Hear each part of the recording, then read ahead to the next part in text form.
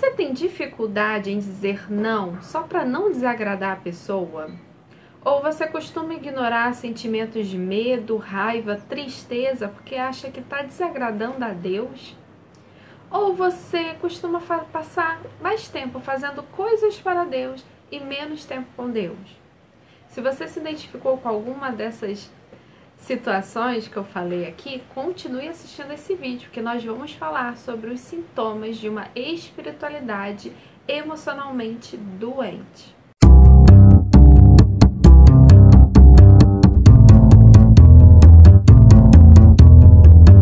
Olá, queridas! Sejam muito bem-vindas a mais um vídeo aqui dessa série Iceberg da Fé, em que nós vamos falar um pouquinho, e é tudo baseado nesse livro Espiritualidade Emocionalmente Saudável, de Peter Scazzero.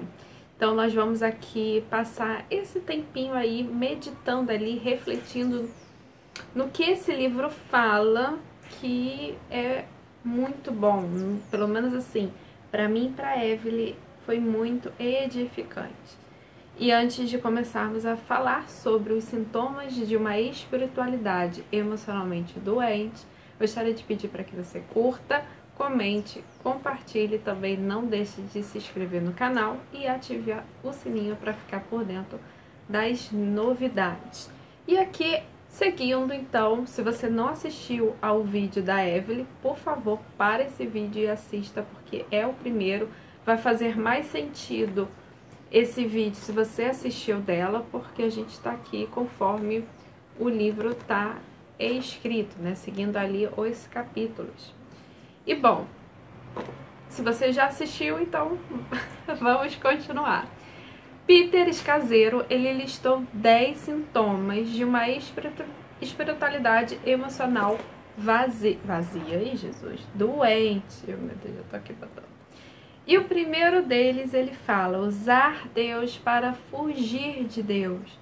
Então é quando você tem mais satisfação em fazer a obra de Deus, ou você se pega ali naquele ativismo, achando que tá ali vivendo uma espiritualidade saudável, quando na verdade você não está passando tempo com Deus. Você não está passando tempo em oração, em ali realmente se ajoelhar aos pés do Senhor, né? Então a gente sempre pensa em Marta e Maria, né? Aquela famosa passagem em que Marta está ali preparando a casa e não parava. Jesus já tinha chegado e ela ainda não largava as tarefas dela e achando que estava agradando o mestre. Mas Jesus vai dizer, olha Marta, você está muito afadigada, muito cansada, e uma coisa só importa.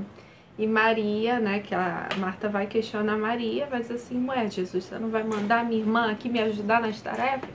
Aí Jesus fala, Marta, uma só coisa basta, e eu não tirarei de Maria. Ela estava aos pés de Jesus e isso era mais importante, porque Jesus ia embora, né? Jesus iria morrer.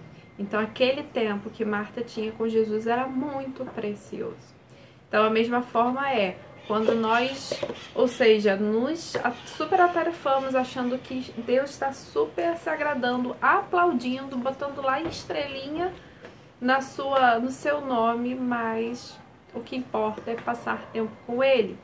Quando as suas orações também são mais para satisfazer as suas vontades, atender os seus desejos e pedidos, e quando você usa a verdade dele para julgar e desvalorizar a pessoa. Terrível, né? Pois é, mas nós caímos muito nesse erro. Segundo sintoma é ignorar as emoções de raiva, tristeza e medo. Então, como cristãos, nós acreditamos que raiva, tristeza e medo são pecados a serem evitados. Porém, quando a gente tenta eliminar as nossas emoções, por mais que a gente ache que não sejam boas, a gente está deixando de ser humano. A gente está deixando ali de ser um ser humano completo, com alma, corpo e espírito. Então, se a gente ignorar essa parte nossa emocional, a gente está perdendo um pouco da nossa humanidade. Também devemos entender que Deus, nós fomos criados à imagem e semelhança de Deus. Então, Deus também tem emoções. Claro que Deus é santo e as nossas emoções estão um pouco ali contaminadas pelo pecado, mas se a gente ignorar essa parte muito importante da nossa vida, ali a gente está sendo emocionalmente doente, não podemos ignorar. Terceiro, morrer para as coisas erradas. Então a gente pega ali que a gente deve negar o nosso eu, aquele famoso versículo, né? Negue-se a si mesmo, ou você deve morrer para as coisas.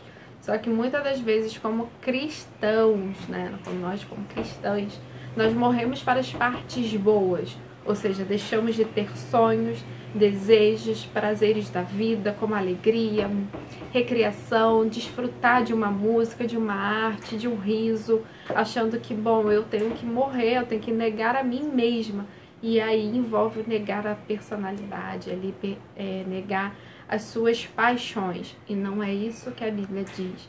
A Bíblia diz que nós devemos morrer para as partes ruins, ou seja, para as partes pecaminosas do nosso ser. Então a nossa indiferença, a nossa teimosia, a nossa rebeldia, a nossa hipocrisia, a nossa vaidade, a nossa frieza, insensibilidade, orgulho e tantos outros.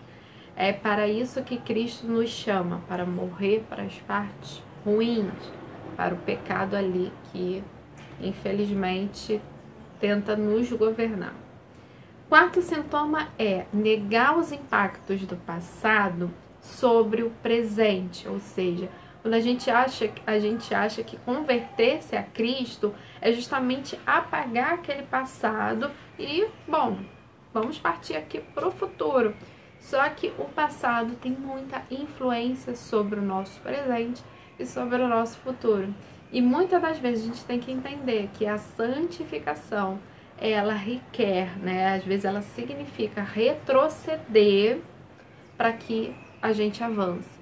Então, se nós, né, a gente é resultado hoje do que aconteceu no passado, então não tem como ignorar. E muitas das vezes o Espírito Santo vai ter que revisitar, né, o nosso ser ali no passado, aquilo que nós fizemos para poder curar, para poder, enfim, transformar e ter um futuro diferente, para avançar no futuro. Então, a gente não pode ignorar os impactos. Quinto sintoma é dividir a vida entre o sagrado e o secular. Então, é muito comum a gente compartimentar a nossa vida. Então, quando tenho a vida com Deus, é quando eu faço atividade da igreja, é quando eu tô ali envolvida em algum ministério, quando eu tô ali no domingo, prestando culto ao Senhor. E aí, na segunda-feira que começa a semana, eu simplesmente deixo Deus de lado e eu vou seguindo a minha vida, que seria a minha vida secular. Então, muitas das vezes, áreas da nossa vida, nós não colocamos Deus, nós não ali levamos ao Senhor. Então, criação de filhos, gasto com dinheiro, trabalho, casamento, Deus é colocado de lado. Mas Deus ocupa lá o primeiro lugar do domingo, porque eu estou prestando culto ao Senhor. Então, isso também é um sintoma de você separar essa vida secular e o sagrado. Sexto, fazer para Deus em vez de estar com Deus. Então é justamente você entrar nesse ativismo, nessa alta performance, nessa produtividade que você tem que fazer, e se você não fizer para Deus, você ali está negligenciando uma coisa muito importante. Porém, devemos entender o seguinte, mulher, o seu trabalho para Deus deve fluir do seu relacionamento com Deus. Então, não pense que primeiro você tem que buscar fazer. Não, primeiro você tem que buscar ser nele. Você buscar ter comunhão com ele, primeiramente, e depois, sim, fazer para Deus. E é muito fácil a gente cair nessa produtividade. Pegar um monte de tarefas, achando que realmente Deus está ali. Nossa, isso me acerta. É isso mesmo, mas deixando ali, quando você deveria gastar tempo em oração, gastar tempo lendo a palavra, meditando, interiorizando a palavra do Senhor na sua vida, sabe? Então, não caia nesse ativismo religioso, É claro que vamos orar, vamos jejuar, vamos ler a Bíblia e também vamos ali fazer a obra do Senhor, até porque Deus nos comissionou, né? É a grande comissão, e de fazer discípulos, né? Por todo mundo.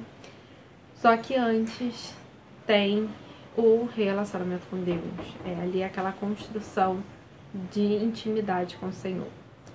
Sétimo sintoma é espiritualizar o conflito. Você foge de conflito?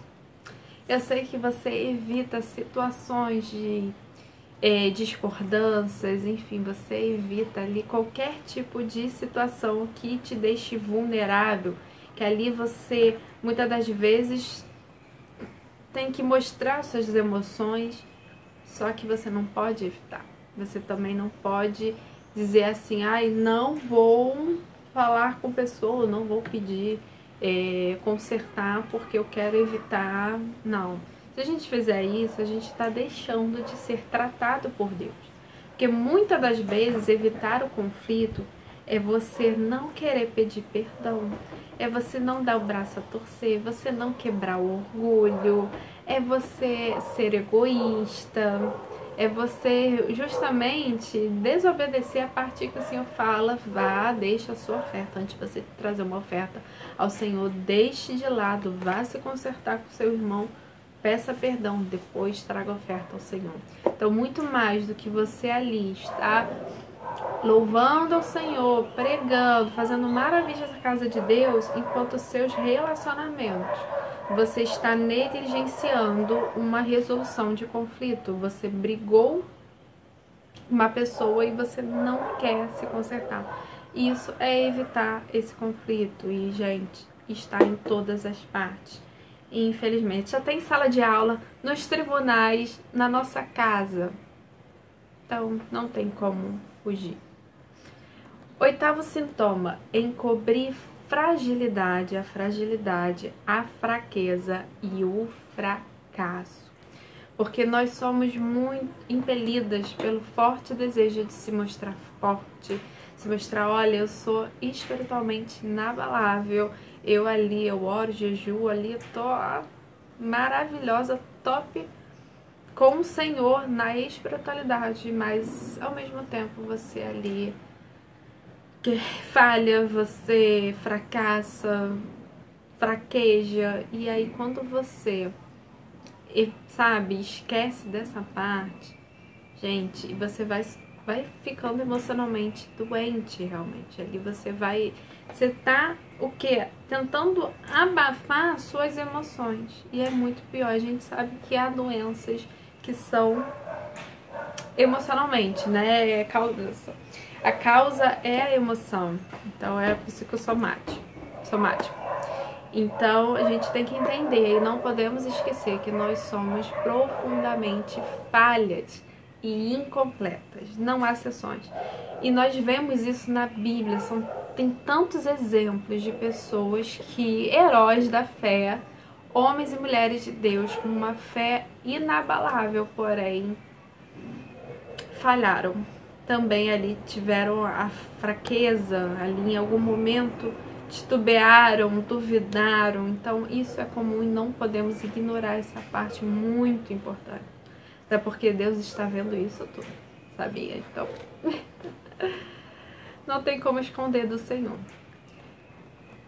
O nono sintoma é viver sem limites. Foi aquilo que eu falei no início do vídeo. Você tem dificuldade em dizer não. E quando você diz não, eu não posso dizer não a pessoa, até porque se eu disser não, eu vou desobedecer ao Senhor, até porque eu tenho que amar o meu próximo como a mim mesmo. Eu não posso ser egoísta, não posso pensar só em mim.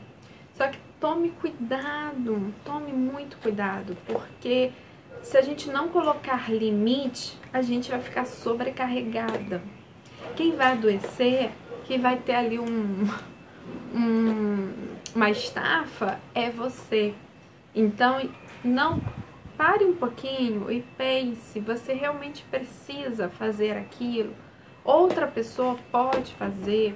E se você disser não, é como se você estivesse sendo orgulhosa também. É como se você quisesse mostrar que você pode fazer e você é uma super mulher, mas você não é. Então, estabeleça limite até para você se cuidar. E quando a Bíblia diz para você amar o próximo como a si mesmo, se você se sobrecarrega, você não está amando a si mesmo. Então não tem como você amar a outra pessoa se você não se amar primeiro. Então, pense bem, não é egoísmo de sua parte dizer não, impor limites. Então, Jesus nos deu esse exemplo. Ele não seguia a agenda da multidão. Jesus não curou todas as pessoas. Jesus não realizou todos os milagres. Ali as pessoas demandavam de Jesus. O que ele fazia? Ele pegava os discípulos, ia ali para o barco e ficava em alto mar, para que eles tivessem descanso, porque se a multidão consumisse eles não teriam descanso nenhum. E aí como é que Jesus faria a obra do Senhor? Jesus seguia a agenda de Deus, a agenda do alto. Então não faça isso com você, se cuida, se ame em primeiro lugar. E depois aí sim você vai poder ajudar outras pessoas. E se cuidar envolve dizer não, estabelecer limites. Último sintoma para o vídeo também não ficar muito longo é julgar a jornada espiritual do outro, gente. Então, inevitavelmente nós como cristãs maduras na fé, que já ali avançamos um pouco, já temos um tempo na caminhada com o Senhor, é muito fácil a gente olhar para outra pessoa e julgar o processo que ela está passando, a caminhada dela, achar que não, aquela pessoa tem que passar pelo que você passou, não. Entenda que cada um vai passar pelo seu processo, cada um vai seguir ali o seu caminho. Deus vai ter um tratamento, uma tratativa diferente com cada um.